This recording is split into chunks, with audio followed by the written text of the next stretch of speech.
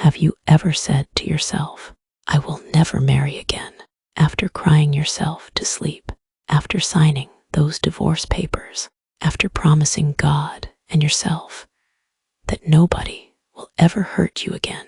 But then someone new shows up, and suddenly your heart is confused. Should I try again? What if it fails?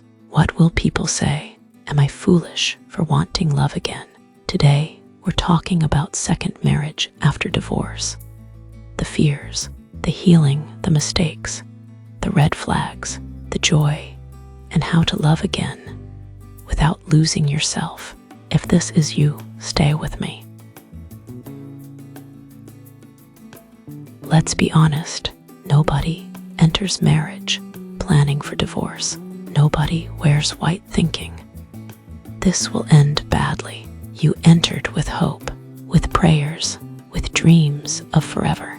But something went wrong. Maybe you were young and naive. You ignored red flags. You married for pressure. You married to escape loneliness. Or you were married to someone emotionally unavailable. Or worse. And when it ended, people judged you. Some blamed you.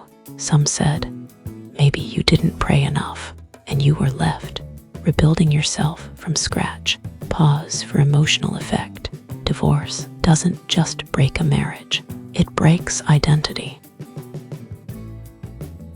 Let's talk about that dramatic phase. You deleted all romantic songs. You said men are the same. You became relationship motivational speaker. Overnight, your friends would say, you will marry again. And you'd reply, please, I choose peace. But deep inside, you still wanted companionship. And that's normal. God did not design us to be bitter. He designed us to heal. Now here's where it gets interesting. Someone new comes into your life. He's kind. He listens. He doesn't shout. He respects your boundaries. And you're suspicious. You're asking, why is he calm? Why is he not controlling? Why is he patient? Because trauma makes healthy love feel strange. You find yourself overthinking texts, testing him, waiting for him to change. But here's the truth. Your second marriage should not be built on fear. It should be built on wisdom. Let's get real. Many second marriages fail because 1. They rush. 2. They marry out of loneliness. 3. They ignore healing. 4.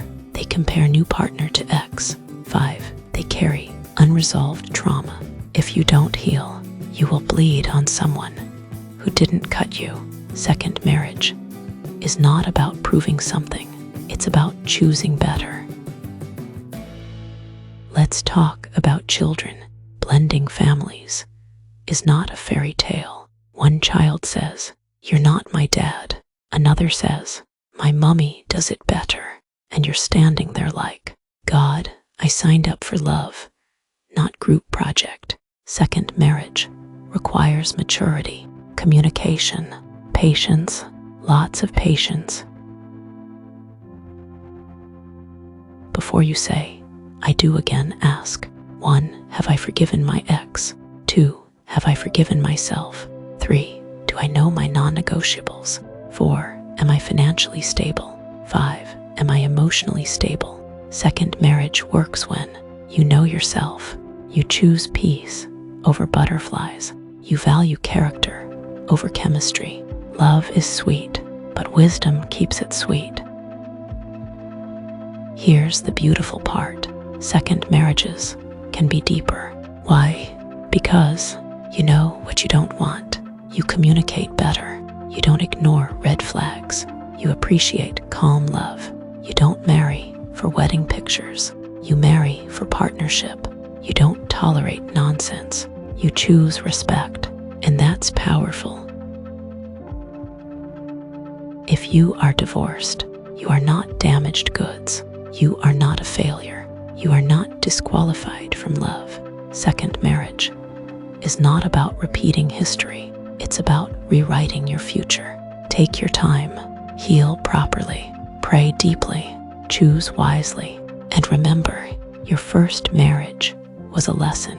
Your second marriage can be your blessing. If this blessed you, like this video, share with someone who needs hope, comment, "I deserve healthy love," and if you have a second marriage story, drop it below. Let's encourage each other